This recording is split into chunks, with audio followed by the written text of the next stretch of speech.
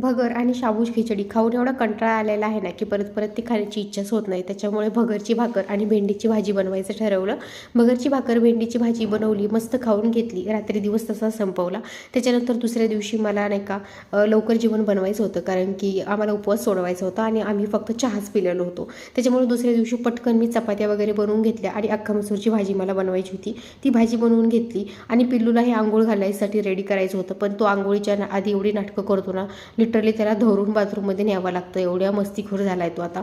त्याला आंघोळ वगैरे घातली, झोपवलं, त्यालाही खाऊ घातलेलं होतं आणि त्याला कसं बसं अर्धा तास झोका देऊन झोपवल्यानंतर मी सर्व माझी कामं वगैरे आवरायला घेतली. म्हणजे झाडून काढणं, फरशी वगैरे पुसणं, ह्या सर्व गोष्टी. आणि फरशी तुम्हाला जसं माहिती आहे की तो रांगतो आता, त्याच्यामुळे मला दररोजच फरशी पुसून घ्यावी लागते. त्याच्यानंतर मी कपड्यांचे घडे घालायला घेतले आणि मशीन तर मला आता दररोजच लावावी लागते, कारण की कपडे मी थोडेसे धुवायला काढलेले आहेत त्याच्यामुळे. आणि मशीन क्लीन करण्याच्या ते टॅबलेट्स भेटतात, ते माझं पार्सल आलेलं आहे, त्याचा पण रिव्ह्यू द्यायचा आहे मला, तो आपण नेक्स्ट व्लॉगमध्ये देऊया.